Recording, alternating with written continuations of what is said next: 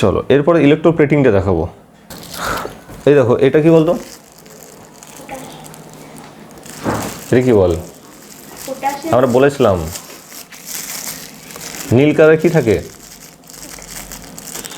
Copper sulphate.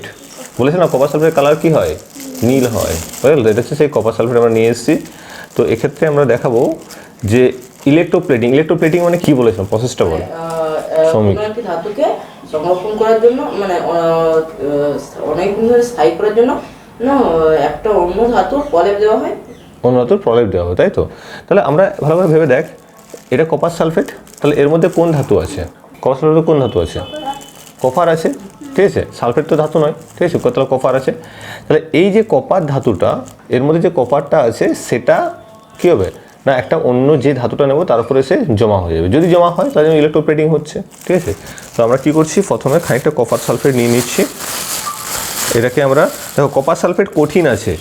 কোনো কঠিন বস্তু কি তৈরি বিশেষ বটে কি না, সেটা কী করতে হয়? হ্যাঁ, দ্রবীভূত করতে হয়। তাহলে আমরা কী করবো, এটাকে আমরা জলের সঙ্গে এটা নিয়ে নিচ্ছি, ঠিক আছে? জল যেহেতু এটাকে ডাইলেট করতে পারে, ঠিক আছে, জলের সঙ্গে নিয়ে নিলাম। না, নুনের সঙ্গে অসুবিধা হবে না, ঠিক আছে? তো প্রবলেম কিছু নেই। আমরা কপার সালফেটটাকে নিয়ে নিলাম। কপার সালফেট কালারটা কী হয় বল, নীল হয় না? আস্তে আস্তে নীল হয়ে গেছে, দেখ।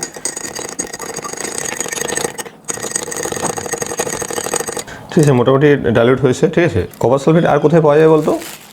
নীলবড়িতে, জানা আছে? উজালা, যে নীলবড়ি বলি না, উজালা নয়, উজালার যে মেন কম্পোনেন্টস নীলবড়ি, ওটাতে কপার সালফেট থাকে, ওই নীল হয় কালারটা। ওটাই অ্যাকচুয়ালি হচ্ছে এটা, ঠিক আছে?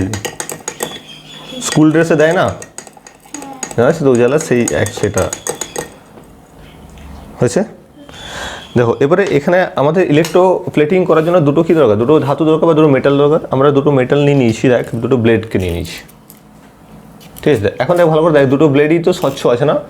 দুটো ব্লেডের উপর কোনো কালার কিছু জমে আছে কি? ভালো করে দেখ, জমে আছে? কোনো কিছু জমে নেই, পুরো ফ্রেশ আছে, ঠিক আছে? ঠিক আছে, তাহলে এরপর দুটো মোটামুটি ব্লেড নিলাম, ঠিক আছে? তাহলে একটাকে আমরা অ্যানোড হিসেবে ব্যবহার করবো, একটাকে ক্যাথোড। আবার আগের মতনই আমাকে একটা জিনিস বল, কোথায় এসে জমা হয় বল?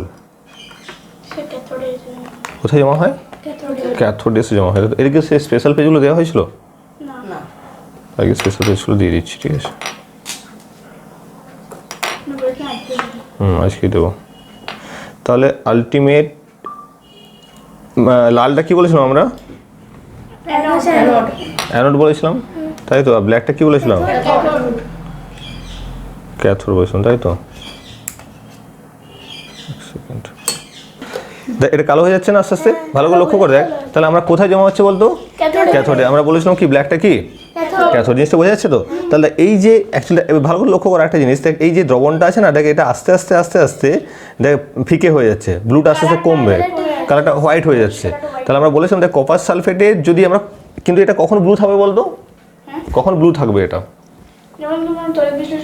না, তৈরি হবে যদি আমরা এই যে অ্যানোডটা নিয়েছি, এটাকে যদি আমরা কপার নিয়ে নিতাম না, তাহলে কিন্তু এটা ব্লু থাকতো। হ্যাঁ, কারণ তখন অ্যানোড, এই যে এখানে এই ব্লুটা কেন কমছে, কারণ এখান থেকে কপার আয়নটা এসে এর উপর জমা হয়ে যাচ্ছে। আবার যদি আমরা অ্যানোডে যদি কপারের তৈরিটা ব্যবহার করতাম, তাহলে ওই কপারটা তখন ক্ষয় হতে শুরু করতো। তাহলে কি হতো না, এর কালারটা মেনটেন হতো, নিশ্চয় হলো? এর কালারটা কি হতো?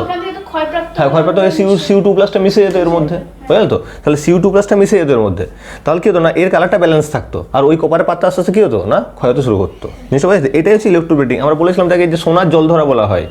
সোনার জল ধরা মানে এটা কি, যে রূপোর গয়নার উপর সোনার একটা প্রলেপ দেওয়া, সেটা এই প্রসেসেই করা হয়, ঠিক আছে? এবং এটা পার্মানেন্ট কিন্তু হয়ে যায়, নিশ্চয়? দেখ আস্তে বুঝতে পারছি, দেখ আস্তে আস্তে দেখ জলের কালারটা আস্তে আস্তে ফিকে হয়ে যাচ্ছে, আর এর উপরে আস্তে আস্তে গাঢ় হয়ে যাচ্ছে না, দেখ অনেকটা বেশি জমে গেছে। স্যার, তার মানে রূপোর গয়নার উপরে অ্যানোডটা দেওয়া হয়, আর তাহলে হ্যাঁ, রূপোর, আমরা যদি ধর রূপোর গয়নার উপর সোনার প্রলেপ দিই, তাহলে অ্যানোড হিসেবে কাকে ব্যবহার করবো? রূপোর গয়নাকে। রূপোর গয়নাকে অ্যানোড হিসেবে ব্যবহার করলে কি করে হবে? ক্যাথোড হিসেবে। হ্যাঁ, অ্যানোড হিসেবে কাকে ব্যবহার করবো? সোনাকে।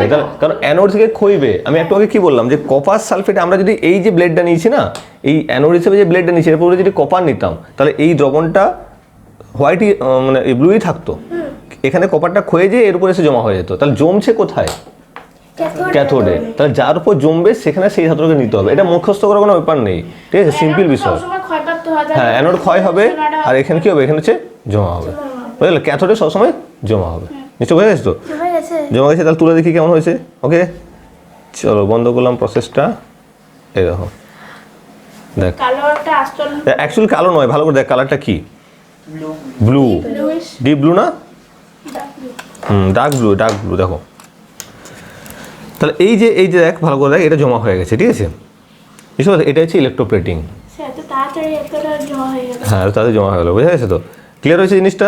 তাহলে ইলেকট্রোপ্লেটিং আমরা বুঝতে পেরেছি তো, পুরোপুরি প্রসেসটা বুঝতে পেরেছি। এটা একটা ব্লু যাচ্ছে, বুঝেছে? কেউ দেখতে চাস দেখে নাও ভালো করে, হাতে নিয়ে দেখেন সবাই।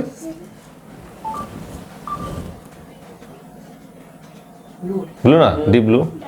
এই যে ব্লুটা ওখানে এসে জমা হয়ে যাচ্ছে, এই জলের উপরে এগুলো আছে এটা ওটা ওর উপর জমা পড়েছিল।